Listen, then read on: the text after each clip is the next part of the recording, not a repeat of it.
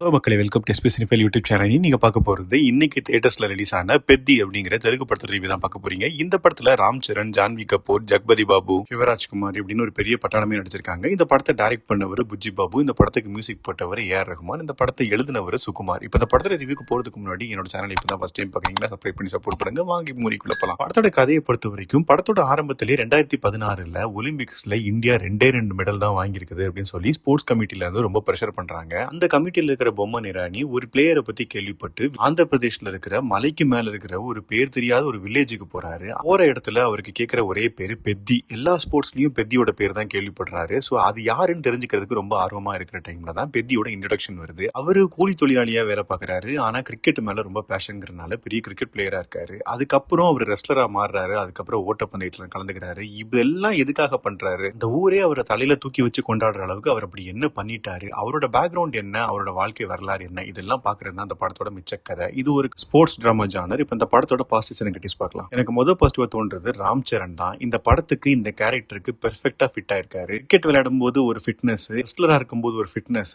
Running ரேஸ்ல கலந்துக்கும் போது ஒரு ஃபிட்னஸ், இப்படின்னு உடம்பையே 3 வெரைட்டியா மாத்திருக்காரு. அவ்வளவு எஃபோர்ட் போட்டு இந்த படத்தை அவரோட ஷோல்டர்ல சூப்பரா தாங்கியிருக்காரு. அடுத்த பாசிட்டிவா தோன்றது இந்த படத்துல நடிச்ச சப்போர்ட்டிங் கேரக்டர்ஸான சிவராஜ்குமார், ஜெகபதி பாபு இவங்களோட பெர்ஃபார்மன்ஸ் வந்து வேற லெவல்ல இருந்தது. அண்ட் எனக்கு இன்னொரு பாசிட்டிவா தோன்றது இந்த படத்தோட ப்ரீ கிளைமேக்ஸ் தான். எல்லாம் முடிஞ்சு போச்சு, இவர் தோத்துட்டாரு அப்படின்னு நினைக்கிற டைம்ல வேற ஒரு விஷயத்த பண்ணி யாருமே எக்ஸ்பெக்ட் பண்ணாத அளவுக்கு ஜெயிப்பாரு. அது என்ன அப்படிங்கறத நான் இப்ப ரிவீல் பண்ணல, நீங்க படம் பார்த்து தெரிஞ்சுக்கோங்க. அண்ட் படத்தோட கிளைமேக்ஸ்ல ஐடென்டிட்டி பத்தி சூப்பரா பேசியிருப்பாரு. அந்த டைலாக்ஸ் எல்லாமே வந்து ரொம்ப நல்லா இருந்தது. அண்ட் இந்த படத்துக்கு இன்னொரு மெயின் பிளஸா இருந்தது ஏஆர் ரஹ்மானோட பேக்ரவுண்ட் ஸ்கோர் தான். பாட்டு ஆல்ரெடி ஹிட் அண்ட் பேக்ரவுண்ட் ஸ்கோரும் ரொம்ப சூப்பரா இருந்தது. ரொம்ப நாளுக்கு அப்புறம் ரொம்ப கமர்ஷியலா பேக்ரவுண்ட் ஸ்கோர் போட்டிருக்காரு. அது அந்த சீனோட நல்லாவே ஜெல்லா இருந்தது. இந்த மாசான சீன்லாம் நல்லாவே எலிவேட் பண்ணி விட்டுருக்குது. சினிமாட்டோகிராஃபியும் நல்லாவே இருந்தது. இதெல்லாம் தான் அந்த படத்தோட பாசிட்டிவ்ஸ். இப்ப நெகட்டிவ் சைட் பார்க்கலன்னா எனக்கு முதல் நெகட்டிவா தோன்றது இந்த படத்துல நிறைய கேரக்டர்ஸ் தேவையே இல்லை அண்ட் உங்களுக்கு வேலையும் இல்லை. அதுல குறிப்பா ஒரு ஆளை சொல்லணும் அப்படின்னா ஜான்வி கபூர். எல்லா படத்துலயும் வர மாதிரி கிளாமரஸா 2-3 சீன் வராங்க, அதுக்கப்புறம் அப்படியே காணாம போயிடுறாங்க. இதுக்கு அவங்க தேவாரில இருந்து 2-3 கிளிப்பிங்ஸ் எடுத்து இதுல சொல்லி விட்டுருந்தாலே பெரிய டிஃபரன்ஸ் இருந்திருக்காது. ஏன்னா அதே மாதிரி காஸ்டியூம்ல தான் வராங்க, அதே மாதிரி நடிப்பு தான், சுத்தமா செட்டும் ஆகல. இவ்வளவு ஹை பட்ஜெட்டான ஒரு மூவிக்கு சிஜி ஒர்க் இன்னுமே வந்து நல்லா பண்ணிருக்கலாம். ஏன்னா ரொம்ப அப்பட்டமா ஆர்டிபிஷியலா தெரிஞ்சது நிறைய சீன்ஸ்ல எல்லாம். குறிப்பா அந்த ரயில்வே ட்ராக், அந்த ட்ரெயின் வர சீக்வன்ஸ், இது எல்லாமே வந்து ரொம்ப ஆர்டிபிஷியலா இருந்தது பாக்குறதுக்கு. அண்ட் இந்த ரெஸ்லிங் ஃபைட்ஸை தவிர மற்ற ஃபைட்ஸ் எல்லாம் பாத்தீங்கன்னா ஒரு சூப்பர் ஹீரோ ரேஞ்சுக்கு ஃபைட் பண்ணிருக்காரு. இங்க இருந்து அங்க